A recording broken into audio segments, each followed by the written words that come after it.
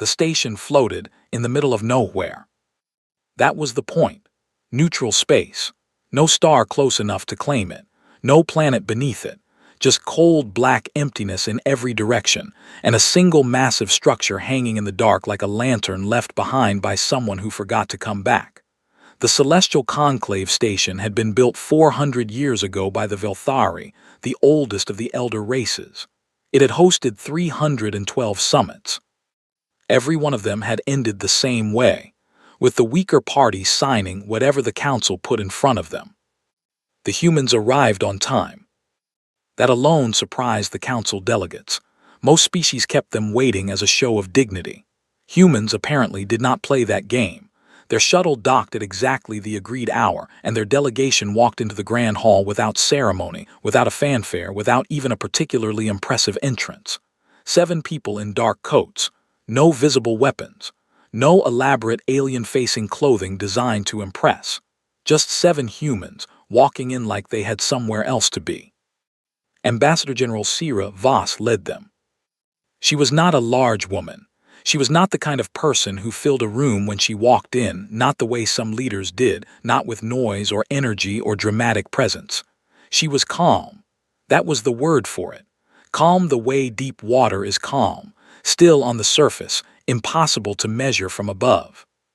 She sat down at the long curved table, folded her hands, and looked at the 11 alien delegates across from her without blinking too much. The hall was extraordinary. The ceiling was so high it disappeared into shadow. Light came from long strips along the walls, a color slightly off from anything humans found natural, giving everything a faint purple-white glow. The air was filtered to suit 11 different species, which made it smell like nothing at all, clean in an artificial way, like the inside of a medical bay. Around the table sat creatures of every imaginable shape. The Vilthari elder Sarathine had 4 arms and 8 small eyes arranged in a half-circle across a wide, flat face. The Kethvon representative was tall and thin, with joints that bent the wrong way. Others were stranger still. They all looked at the humans with the same expression. It was not respect. It was not hostility, exactly. It was the look of something much simpler and much colder than either of those things. It was the look of people who have already decided the outcome and are only present to record it. Sarathine opened the session. His translator Chip rendered his words in smooth, flat English. The council had prepared well. He welcomed the Terran delegation. He acknowledged humanity's growth over the past 2 centuries. He used words like remarkable and unprecedented and spirited, words that sounded like compliments but were arranged in a way that meant something closer to troubling and disruptive, and in need of correction. Then he presented the terms. Sira Voss read them. She read them slowly. She did not react. Her face did not change. The other 6 humans at the table also read their copies, and none of them reacted either, which the council found slightly unsettling, though no delegate said so aloud. The terms were as follows. Humanity would cease all new colonial expansion immediately. Any colony established in the last 30 years that sat within 200 light-years of a council member's territory would be classified as a disputed zone and placed under joint administration, meaning council administration, in practice. The Terran Compact's military fleet would be reduced to 1/4 of its current size, with the decommissioned ships turned over to the council for review and disposal. Human AI research would be paused and open to full council inspection. And finally, buried near the back of the document, in language that was careful and soft and very clearly deliberate, humanity would enter a period of cultural harmonization, a 40-year process by which human customs, education systems, and social structures would be reviewed, and where the council deemed necessary, reformed. That last one was the real point of all the others. Voss finished reading. She set the document down. She looked at Sarathine.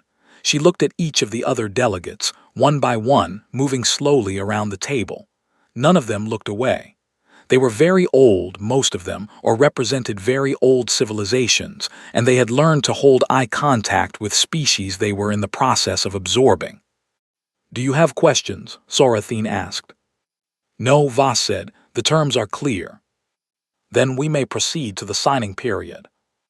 We won't be signing. The hall went quiet. Not the polite quiet of a pause. The sudden, sharp quiet of something unexpected. Sorathine's 8 eyes blinked in sequence, which was his species' equivalent of a slow double-take. The Keth Vaughn delegate's fingers stopped moving. Even the ambient hum of the station's air systems seemed to pull back, as if the building itself was listening. I'm sorry, Sorathine said, and there was something in his translated voice that was almost not quite but almost sharp. Could you clarify? Voss closed her binder. She did it neatly, pressing the cover down flat, making sure the edges lined up. Then she pushed her chair back and stood up.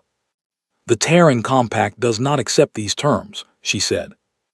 Those 7 words landed in the room like stones, dropped into still water. Ambassador, said the Drekkai delegate, a gray-skinned creature with a voice like grinding gravel, you understand what noncompliance means for your people. I understand what these terms mean for our people, Voss said. She was not loud. She did not raise her voice. She spoke the way someone speaks when they are completely sure of what they are saying. A quarter fleet means we cannot defend our outer colonies. Joint administration of our settlements means we don't govern ourselves. Cultural harmonization, she paused for exactly 1 second, means you get to decide what it means to be human. We don't agree. This is not a negotiation, said a delegate from the far end of the table, one of the smaller species, the Venashari, who had a reputation for being blunt even by council standards. These terms exist because your expansion has created instability. Compliance is not optional. Then neither is our refusal, Voss said. She picked up her binder. She nodded to her delegation. All 6 of them stood as one, no signal given, no word spoken, just 7 humans rising from their chairs at exactly the same moment in exactly the same way, which somehow made the moment feel more deliberate than any dramatic speech could have. They walked toward the exit. No one stopped them. No one quite knew what to do. This had never happened before. In 312 summits, no delegation had ever simply stood up and walked out. There were contingency protocols for refusal, of course. There were always protocols, but they assumed a back and forth, a process of pressure and counterpressure, demands and concessions. They did not account for a delegation that arrived on time, read the terms quietly, said no, and left. At the door, Voss paused. She turned back just for a moment. The 11 delegates were still sitting in silence, looking at her. You've done this before, she said. To the Drekkai, the Solvan, the Kethari, they signed because they were afraid. I understand that. She looked at Sorathine specifically. We are not afraid of you. That's something you should understand now before this goes further. Then she walked out. The door closed. For a long moment, nobody spoke. Sorathine sat very still. He was 712 years old. He had attended 41 summits. He had watched empires fold and species surrender and civilizations reshape themselves under council guidance. He had seen defiance before. Every species had a moment of it, usually early on, usually quickly corrected. But there had been something in that woman's stillness that he could not place. He turned to his aide, a young Velthari scholar named Myron Saul, who had spent 4 decades studying human history and culture. Myron Saul was one of the few beings in the galaxy who had read the complete human historical archive. All of it. They don't know what they've just done, Sorathine said quietly. Myron Saul looked at the closed door. He thought about what he had read, the wars that had lasted decades, the sieges that should have ended civilizations and hadn't. The way humans described their own darkest moments in their history, not with shame, but with something that looked, from the outside, almost like pride. Like pressure was not something that broke them. Like pressure was something that made them. He thought about the woman at the table, how still she had been, how her hands had not trembled once. Elder, Myron Saul said carefully, I don't think it's them who don't know. Sorathine looked at him. I think, Myron Saul continued, choosing his words slowly, that we have been waiting for them to show fear, and they have been waiting for us to show them a reason to." He paused. "We just did." The elder said nothing. On the docking arm of the station, the human shuttle disengaged from its port with a clean mechanical click. Its engines fired small blue lights in the dark, and it moved away from the station without hurry, without drama, at a steady and unhurried pace. It did not look back.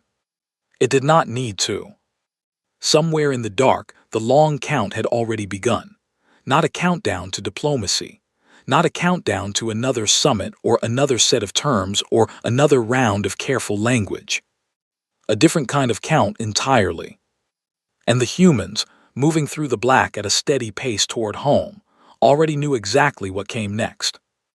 The first thing the council did was wait. That was always the first move. Patience was something the elder races had in abundance. They had watched civilizations rise and fall over centuries.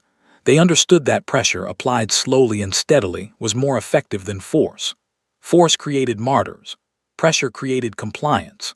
So they waited, expecting the humans to come back to the table quietly, perhaps with a smaller delegation, perhaps with a slightly more cooperative ambassador, ready to discuss modified terms. The humans did not come back. Instead, they went home and got to work. The news reached Earth 12 hours after the shuttle left the station. By the time Voss's delegation landed at Luna Command, every major broadcast channel across human space was already running the story. The Council's terms had been leaked. Nobody ever found out exactly how, though most assumed it was intentional and humanity read them. All of them. The colonial reduction, the fleet cuts, the joint administration clauses, and cultural harmonization. That last part was the one that did it. People could argue about fleet numbers. Politicians could debate colonial boundaries. But cultural harmonization, the idea that an alien council had the right to sit down with human children and decide which parts of being human were acceptable, that was not a policy disagreement. That was something older and simpler and far more combustible. Every human who read it felt it in their chest before they thought about it in their head. The reaction was not panic. That surprised the Council's observers, who had predicted protests, internal division, political paralysis. Instead, what happened across human space in the following days was something much quieter and much more dangerous. People started moving.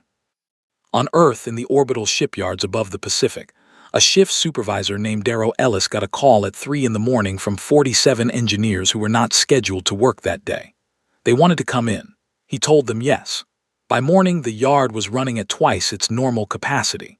By the end of the week, 4 other yards had reported the same thing, workers showing up unscheduled, not asking for overtime, not filing paperwork, just showing up. On Mars, the Hellas Basin Manufacturing Complex, the largest in the solar system, began switching over its secondary production lines. They had been making civilian transport frames. Now they were making warship hulls. The order had come from the Compact Defense Council, but the workers had already begun the transition before the official notice arrived. They had read the same news as everyone else. In the outer colonies, the scattered worlds and stations that the Council had labeled disputed zones in their terms, something remarkable happened. 3 colonies that had been in a legal trade dispute for 11 years settled it in a single meeting that lasted 4 hours. 2 station governments that shared an asteroid belt and had argued over mining rights for 2 decades signed a joint defense agreement by the end of the month. A colony on Kepler 9 that had been threatening to secede from the Compact for 3 years voted unanimously to reaffiliate. The Council's intelligence network watched all of this and filed careful reports. Admiral Keth Vaughn, the head of the Council's combined war fleet, read every one of them. He was a careful being, methodical, experienced, not given to emotional reactions. He had overseen 4 military interventions in his career and managed all of them cleanly. He read the reports from human space with the same flat attention he brought to everything. Then he read them again. The numbers were not supposed to add up this way. The models had predicted internal fracture. Humans had a long history of disagreeing with each other, violently, persistently, on nearly every subject imaginable. The assumption had been that the Council's pressure would aggravate existing divisions. Colonies would blame Earth. Political factions would fight over the correct response. The military would argue with the government. The thing would fall apart from the inside before it ever became an external problem. The models were wrong. A new destroyer-class ship took 11 days to complete at the Callisto yards. 11 days. The same hull under normal peacetime conditions took 4 months. The workers were not cutting corners, the ships were passing every inspection. They were simply not stopping. 3 shifts that blurred into each other. People eating at their stations. People sleeping in the break rooms and coming back. There was no mandate forcing them. There was no penalty for going home. They simply did not go home. Keth Vaughn flagged the shipyard report and sent it to the Council with a note attached. The note said, in the careful formal language of Council correspondence, that the initial assessment of human response capacity may require revision. What he meant, stripped of the formal language, was, we may have made a mistake. The sanctions came next. The Council closed 3 major trade corridors used by human shipping. Rare materials that Earth imported from Council-adjacent space were cut off overnight. The economic models predicted serious shortages within 8 months: food processing chemicals, medical manufacturing compounds, electronics components. Enough pressure to bring a mid-tier civilization to the table within a year. Humanity's response was to find other suppliers. It should not have been possible that fast. Supply chains do not rebuild overnight. Trade relationships take years to develop. But humans had colonial outposts in directions the Council had not fully mapped, connections with smaller independent species that sat outside Council jurisdiction, and an apparently bottomless capacity for improvisation when the alternative was losing. Within 6 weeks, 3 new trade routes were operating. They were slower and more expensive than the old ones. Nobody seemed to care. The Sullivan ambassador, whose own species had signed Council terms 60 years ago and still quietly regretted it, sent a private message to the Terran Compact through an unofficial channel. The message was short. It said only, they are watching your R&D stations. Move what matters. The humans had already moved it. That was the thing Keth Vaughn kept returning to, going over the reports late in the station's artificial night. Humans kept doing things before they were supposed to know they needed to do them, not because they had better intelligence. The Council's intelligence network was vastly superior, but because humans seemed to operate on a kind of collective instinct when they felt threatened. They did not wait for orders. They did not wait for official confirmation. They read the situation and they moved. The new propulsion research, the project that the Council's surveillance had been monitoring for years as an interesting theoretical exercise, was suddenly no longer theoretical. A test drive had been conducted at a station near Wolf 359. The data was encrypted, but the energy signature was not. Keth Vaughn's analysts estimated the drive, if functional, would increase human fleet speed by 30%. That number had not been in any model. He called an emergency review session. The session lasted 9 hours. At the end of it, Keth Vaughn stood at the head of the table and looked at his staff and said something that had never been said in that room before. We need to revise our threat classification for the Terran Compact, he said, upward, significantly. One of his staff officers, a young Drekkai commander who had trained on Council doctrine and believed in it completely, asked what the new classification should be. Keth Vaughn was quiet for a moment. I don't know yet, he said. That's what concerns me. Back on Earth, in a long underground complex beneath the Swiss Alps that had been repurposed 3 times across 3 centuries, once as a particle physics lab, once as a government archive, once as a wartime command center, Sierra Voss sat at a plain table with a cup of tea and a stack of production reports. The room was not glamorous. The lighting was ordinary. There was a window, but it showed only rock wall. The complex was deep underground. She read the reports the way she had read the Council's terms, slowly, carefully, without letting her face do anything. When she finished, she set them down. Across the table, The compact's defense secretary, a heavy-set man named Okafor who had spent 30 years in military logistics, looked at her and asked the obvious question. "Are we ready for what comes next?" Voss picked up her tea. "No," she said, "but we will be, and they don't know when we will be, which is the same thing as being ready." Okafor nodded slowly. Outside the complex, somewhere above the rock and the soil and the clouds, the stars were where they had always been, cold and distant and full of things that had decided, long ago, that humanity was a problem to be managed. They were finding out, slowly and at great cost to their certainty, that they had read the situation wrong. Humanity was not a problem to be managed.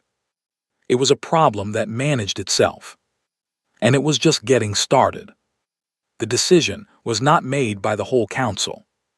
That was the detail that history would remember later, the uncomfortable, inconvenient detail that some of the elder delegates had argued against it, that the vote had not been unanimous, that 2 members had abstained, and 1 had walked out of the session entirely. History would remember it because it mattered, because it meant that what happened next was not the cold, calculated move of a unified ancient power. It was the impatient decision of frightened people who had been watching humanity build and build and build for 9 months, and had decided they needed to make it stop before they no longer could. The target was Kepler-7. It was chosen carefully in the way that revealed everything about how the council thought. Kepler-7 was a farming colony. Population, 62,000. Mostly agricultural workers, some light manufacturing, a small orbital station that served as a trade waypoint. It had a single defense installation, a dozen automated rail guns, and a garrison of 400 soldiers. Not a military target, not a strategic asset, not a place that would matter in any real military sense. That was precisely why they chose it. The message was the point, not the damage. A surgical demonstration. A reminder that the council's reach extended to every corner of human space, that no colony was too remote, that compliance was not optional. They had done this before. When the Sullivan had refused their terms 40 years ago, a single strike on a Sullivan industrial station had ended the standoff within a month. The Sullivan had come to the table, signed, and never openly resisted again. The council expected the same from humans. The strike took 11 minutes. 3 council warships dropped out of faster-than-light travel at the edge of the Kepler-7 system, neutralized the defense installation in the first pass, and then, following their orders with precise, professional efficiency, fired on the main population center of the colony's largest settlement. 14,206 people died. Most of them were asleep. It was the middle of the local night. The ships were gone before any response force could reach the system. They left no message, no formal declaration, no communication of any kind. The silence was deliberate. The council wanted humanity to draw its own conclusions, to understand that this was a consequence and not a war, to feel the gap between what they were and what the council was. It did not work. The news hit human space like a physical thing. It moved faster than official channels, through personal communications, through colony networks, through the informal web of human connection that stretched across dozens of worlds and stations. People did not wait for government announcements. They told each other. They sent names. They sent images of the settlement before and after, and those images traveled everywhere at once. For 24 hours there was something that looked, from the outside, like the grief the council had expected. Broadcasts went quiet. Official communications were minimal. The human response in those first hours was silence. And then Sira Voss sat down in front of a camera. She was in the same underground complex beneath the Alps, the same plain room, the same ordinary lighting. She was wearing a dark jacket. There was nothing on the table in front of her except a single sheet of paper, actual paper, printed, the kind that nobody used anymore. She looked at the camera and she did not say anything for a moment. She just looked. Then she began to read.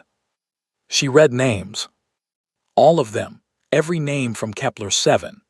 in the order they appeared on the colony registry, which meant roughly alphabetical, which meant the list moved through families, parents and children together, brothers and sisters, people who had lived beside each other for years and had died in the same 11 minutes. She read without stopping, without commentary, without expression beyond the flat, steady effort of reading each name clearly and correctly, making sure every syllable landed right. She had practiced the harder names, the ones from languages she didn't speak natively, until she could say them without hesitation. The broadcast ran for 4 hours and 17 minutes. It was watched live by an estimated 900 million people. Recordings of it spread to every human installation in known space within 48 hours. People watched it in full. They sat with it. They did not look away. When she reached the last name, a 7-year-old girl named Amara Osaibansu, listed last because her colony registration had been filed late, Voss set the paper down. She looked at the camera. "We remember all of them," she said. "You will remember all of us." Then the broadcast ended. The Compact Defense Council met 6 hours later. The session was short. The vote was taken. Every representative from every colony, every station, every territorial government in human space cast the same vote. The Terran Compact declared war on the Galactic Council. Unanimously. There was no dramatic announcement afterward, no speech about glory or destiny. The official declaration was a legal document, filed through proper channels, transmitted to the Council through every available diplomatic frequency. It was written in plain language. It stated that the Council's strike on Kepler-7 constituted an act of war. It stated that the Terran Compact considered itself in a state of armed conflict with the Council and its member states. It stated that this would continue until the Council acknowledged full Compact sovereignty and accepted accountability for what had happened at Kepler-7. It was 3 paragraphs long. The Council received it and immediately convened an emergency session. Myron Saul, the young Velthari scholar who had studied humans for 40 years, was not invited to that session. He was an aide, not a delegate. He sat outside the chamber and waited, the way aides always waited, and he thought about what he knew. He thought about a concept he had found in the Human Historical Archive, years ago, that had no direct translation in any language he knew. The humans called it a rallying point, a moment so clear and so wrong that it removed all ambiguity, all internal division, all the noise of ordinary disagreement, a moment that made an entire people look in the same direction at the same time. The Council had been trying to divide humanity for 9 months. Sanctions designed to set colonies against Earth. Trade cuts designed to make outer settlements feel abandoned by the Compact. Delays and pressures calibrated to create the kind of fractures that already existed in human society and make them worse. They had been succeeding slowly. There had been arguments, political tensions. A colony governor on the Kepler belt had given a speech about the Compact not doing enough to protect the outer worlds. 2 Earth factions had publicly disagreed about the right response to the sanctions. And then the Council had bombed a sleeping farming colony and killed 14,000 people, including a 7-year-old girl whose name an ambassador had read aloud to 900 million people. All of that fracture closed overnight, like a wound that seals under pressure. Myron Saul sat outside the chamber and pressed his fingers together and thought, "We gave them the one thing they needed. We gave them a reason to agree." Inside the chamber, Keth Vaughn was presenting the updated military projections. The numbers were not good. In 9 months, human shipyard output had increased by 340%. Their active fleet had grown from a significant regional force into something that did not have a comfortable category in Council strategic doctrine. The new drive systems were confirmed operational on at least 40 vessels. Human colonial defense forces had been reorganized and integrated under a single command structure, which meant they now functioned as a unified military rather than a collection of territorial garrisons. And then there was the morale problem. Keth Vaughn did not use that word exactly. He said cohesion factor and motivational variables. But what he meant was simple. A human military fighting to avenge 14,000 dead civilians, with the names of those civilians read aloud to the entire species, was not the same military they had been modeling against. The numbers on paper were one thing.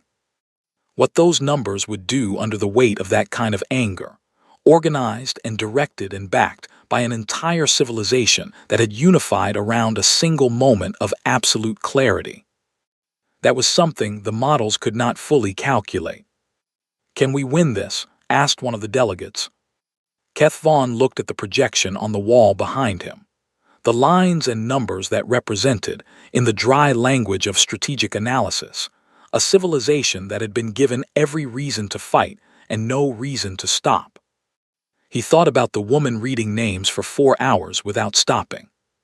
"Not quickly," he said, "and perhaps not at all." The room was very quiet. Outside, in the cold dark between stars, human ships were already moving into position. Not with noise, not with threats or declarations beyond the one plain document already filed and transmitted. Just moving, steady and certain, the way the shuttle had moved away from the station 9 months ago. Unhurried, purposeful, absolutely sure of where they were going. War for the elder races was a formal thing. It had rules, not written rules, not exactly, but understood ones patterns that had developed over thousands of years of conflict between civilizations that had been fighting each other long enough to learn how it was supposed to go. Fleets met at established engagement points. Supply lines followed predictable corridors.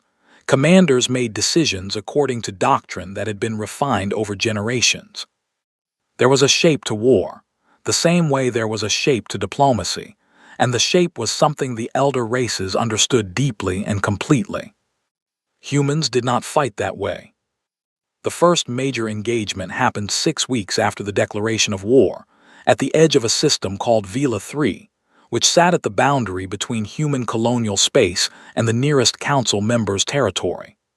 Keth Vaughn had positioned a significant fleet there, not enough to invade, but enough to establish a blocking position, to prevent human expansion in that direction, and to force any human offensive to work around it. The human fleet arrived, and immediately did something that made no tactical sense. It split, not into 2 groups or 3, but into 11 separate elements of wildly different sizes, which then moved in 11 different directions at speeds that varied so much they seemed to have no coordinated plan at all. Keth Vaughn's tactical staff watched the movement patterns for 4 hours, trying to identify the human strategy. They ran it through 3 different predictive models. Every model gave a different answer, because the movements did not fit the logical framework of any established doctrine. Then the smallest human group, 12 ships, barely worth nodding against his fleet of 200, flew directly at his command formation. Not to attack, to draw attention. Because while every sensor array was tracking those 12 ships, 47 human vessels came out of an uncharted microfold point that Keth Vaughn's charts had listed as impassable and hid his fleet from behind. He lost 30 ships in 9 minutes. He retreated, in good order, efficiently minimizing further losses. The engagement was, by objective measurement, a moderate tactical defeat, not catastrophic, manageable.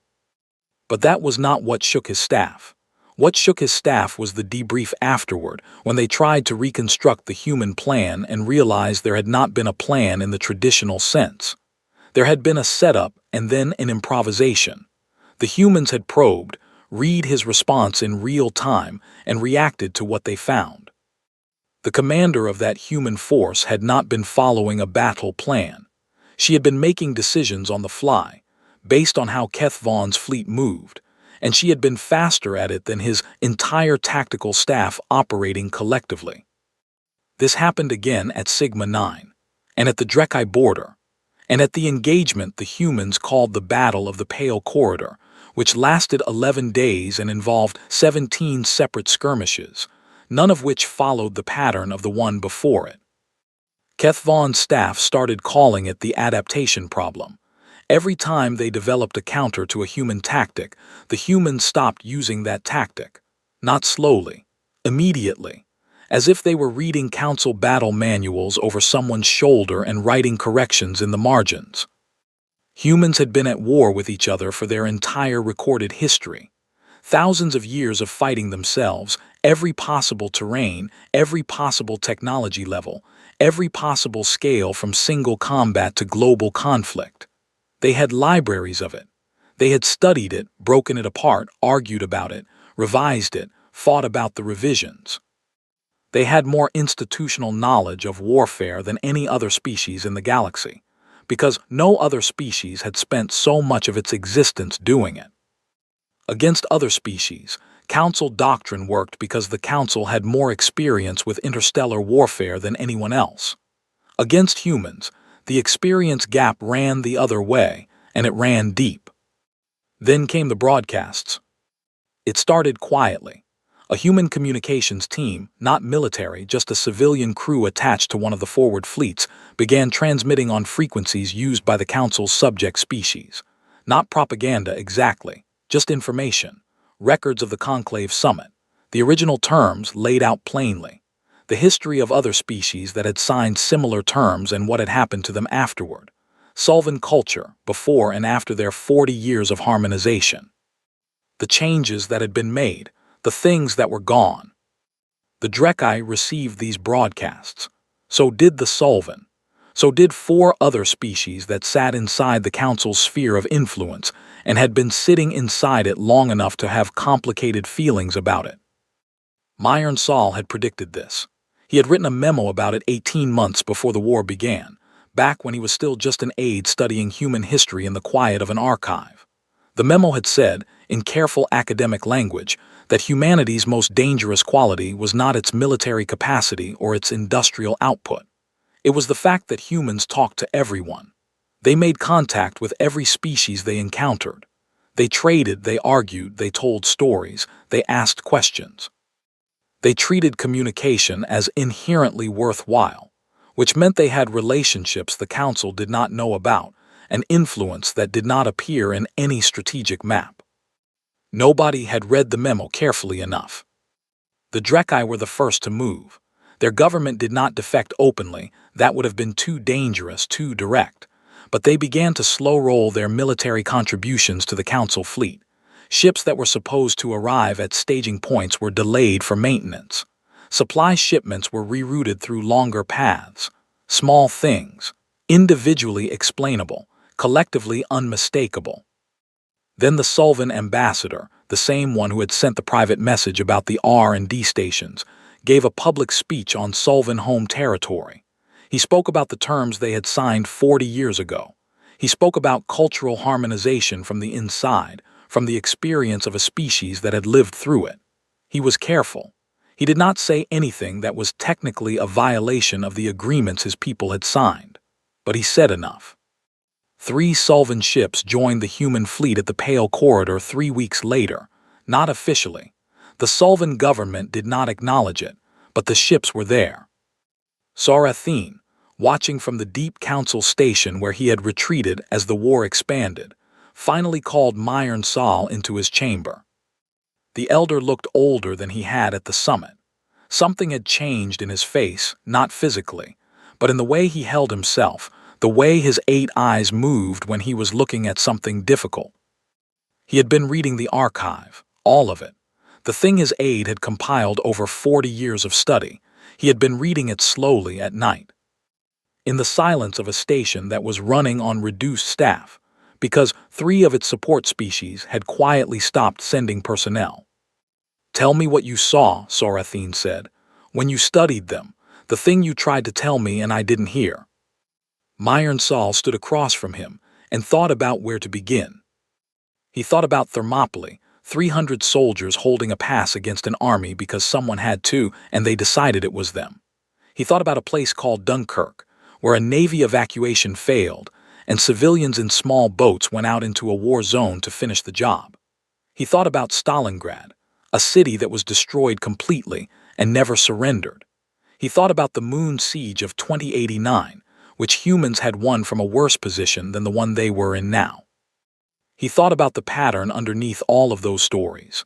The same thing, over and over, in different centuries and different conflicts. A species that did not have an upper limit on what it would endure to protect something it decided mattered. A species that found, under pressure, that it had more in it than it knew.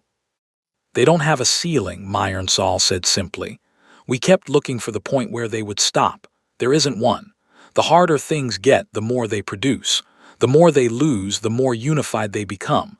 Everything we did to weaken them made them stronger. He paused. We have been trying to fight a fire by adding wood. Sorathine was quiet for a long time.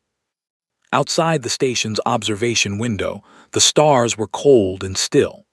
In the distance, somewhere out along the human border, 3 more Council-aligned ships had just gone silent, not destroyed, just not responding, their crews having made a private decision that their commanders had not authorized and could not reverse. "What do we do?" Sorathine asked. It was the first time in 712 years that he had asked anyone that question and genuinely not known the answer. Myron-Saul looked at the stars. "We talk to them," he said. "Differently this time, we go to them and we don't bring terms." The invitation came from the human side. That was the first surprise. The Council had been preparing its own request for a ceasefire, carefully worded, structured to preserve as much dignity as possible, designed to look like a mutual pause rather than a surrender. They had been drafting it for 3 weeks, debating every sentence, every phrase, every implication of every word. Then the Terran Compact sent a message. It was short. It said that Ambassador General Sira Voss was prepared to meet with Council representatives at the Celestial Conclave Station at a date and time of the Council's choosing. It said the purpose of the meeting was to discuss a permanent resolution. It said the Compact would arrive with a full delegation. It said there was no precondition for attendance. It was signed by Voss personally, in her own name, the way humans sometimes did when they wanted something to feel less like a government document and more like something a person meant. The Council agreed within 24 hours. The date was set, 3 weeks out. In those 3 weeks, Myron-Saul watched the elder races prepare for the summit with something between exhaustion and grief. 6 of the Council's 11 member states had either defected openly, withdrawn their military contributions, or signed separate ceasefire agreements with the Compact directly. The Council still existed, technically. The structure was still there, but it was a hollowed thing now, and everyone inside it knew it. Kethvon submitted his formal assessment before the summit. It was the most precise document he had ever written, 20 pages of analysis that added up, at its core, to a single conclusion. The war could not be won, not in any time frame that made sense, not at any cost the remaining Council members were willing to pay. Human industrial output had not slowed. Their fleet had not shrunk. Their colonies had not fractured. Every month of continued conflict would cost more than the month before. The assessment was accepted without debate. There was nothing to debate. The human delegation arrived on the day, at the agreed time. They came in 3 ships, large ones, military, but with no weapons powered. They docked with quiet precision at the main arm of the conclave station, and when the airlock opened, Sira Voss walked out first. She was the same person who had walked out of this station 26 months ago. She had the same calm, the same steady pace, the same quality of taking up exactly the space she needed and no more. There was a long scar along her jaw now, running from the edge of her chin to just below her left ear, a mark from the Battle of Proxima, where her command ship had taken a direct hit, and she had been in the forward section when it happened. She had not had it removed. She wore it the way she wore everything else, without comment. Behind her came 6 members of her delegation, and behind them something new. Representatives from 3 other species walked into the conclave station alongside the humans. A Sulvan delegate in the formal blue of their home government, officially, this time, with papers and authorization and everything visible and acknowledged.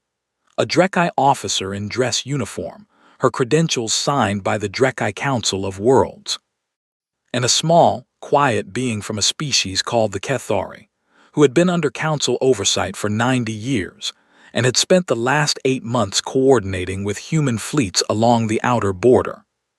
They sat down together, not opposite the humans, with them.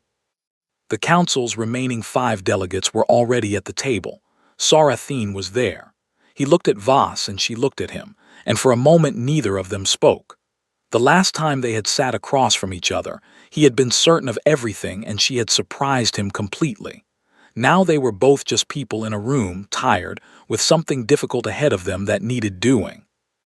Voss sat at the head of the table. She did not make a speech about it. She did not gesture to it or acknowledge it or do anything that would make the moment feel theatrical. She simply sat where the situation placed her, which was at the head of the table, and put her hands flat on the surface and waited for the room to settle. Then she opened her binder and took out a single document. The Terran Accords, 22 pages. It had been drafted over 3 months by a team of human legal scholars, diplomats, and historians, with input from the Sulvan and Drekkai representatives and 2 other species that had been quietly consulting with the Compact for over a year. It had been rewritten 11 times. It was the most carefully considered document Voss had ever read, and she had read it completely 6 times before this morning. She slid it across the table to Sarathine. "Take your time," she said. The elder picked it up. He read slowly, the way very old beings read, not because they are slow, but because they have learned that speed is rarely worth the cost of missing something. His aide, Myron saw, read alongside him. The other council delegates read their own copies. The document was not what they had expected. It was not a list of punishments. It was not a reversal of the original terms humanity, demanding that the council now disarm, now submit to oversight, now accept harmonization in the other direction. That was what the council had feared, in the deep private fear they had not spoken aloud. That humanity would do to them what they had tried to do to humanity, because that was what powerful civilizations did when they won. Instead, the Terran Accords established a new framework for interspecies relations. It recognized the full sovereignty of every signatory species. It prohibited any party from imposing cultural, military, or administrative terms on another without mutual consent. It created a new joint council, not the Galactic Council, something different, something built on equal representation rather than seniority, where disputes could be brought and resolved through process rather than pressure. It had enforcement mechanisms, real ones, not the kind that depended on the goodwill of the powerful, and it named, plainly in the section on enforcement, the Terran Compact as the guarantor of last resort, the party that would act if the framework was violated.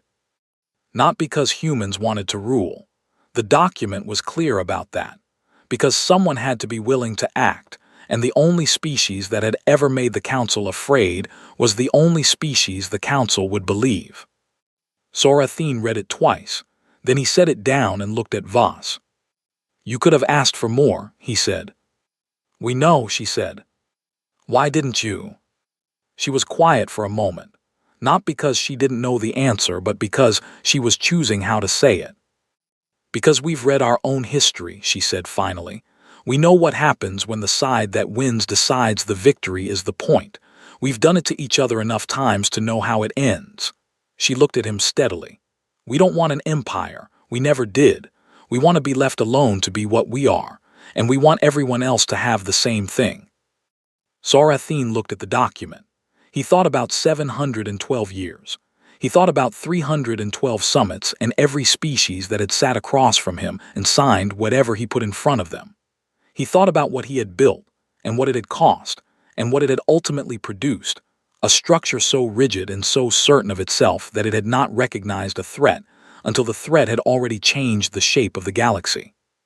He thought about Myronsal's memo, sitting unread in a file somewhere, written years before any of this had to happen. He picked up the pen.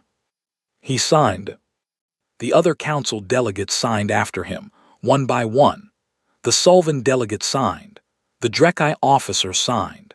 The Kethori representative signed, slowly and carefully, with the particular attention of someone who has waited 90 years for this specific moment.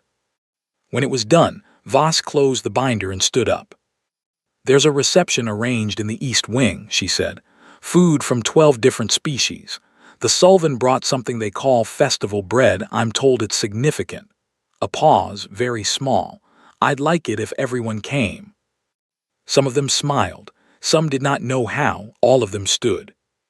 Outside the station, arranged at a distance that was respectful but unmistakable, 104 human warships held position in the dark. No weapons active. No aggressive posture. Just present the way a promise is present, something you can feel even when it isn't speaking. They had not fired a shot in 3 weeks. They would not fire one now. The war was over and they were already doing what human fleets did when there was no one left to fight. They were waiting to make sure the peace held. On the station, in the East Wing, the sound of different languages began to fill the room, halting attempts at each other's words, translation chips working overtime, someone laughing at a miscommunication that turned out to be harmless. Myron Saul stood at the edge of the room and watched. He had spent 40 years studying humanity and he had understood them, he thought, fairly well. He had understood their history, their patterns, their capacity for endurance and adaptation and collective will. He had read everything. But there was one thing that was different to understand from the inside rather than from the archive. One thing that was hard to convey in a memo or a strategic report or 40 years of careful academic study. He watched Voss hand a piece of Sullivan festival bread to Sarathine, who held it like he wasn't sure what to do with it, and she showed him, and he ate it, and something in the old elder's face shifted very slightly in a direction it had probably not gone in a long time. What Myron Saul had not been able to fully explain, in all his years of study, was this. Humans were frightening when they fought, but they were something else entirely when they decided to stop. They were when they chose to be, relentlessly, almost aggressively, kind. And somehow, after everything, after the walkout and the sanctions and the bombs and the war and the names read aloud for 4 hours in a plain underground room, that was the thing that would last the longest. That was the thing that would change everything. Outside, the stars were cold and quiet and full of species that were, for the first time in a long time, trying something different. The ships held their position. The peace held. And humanity, as it always had, got back to work.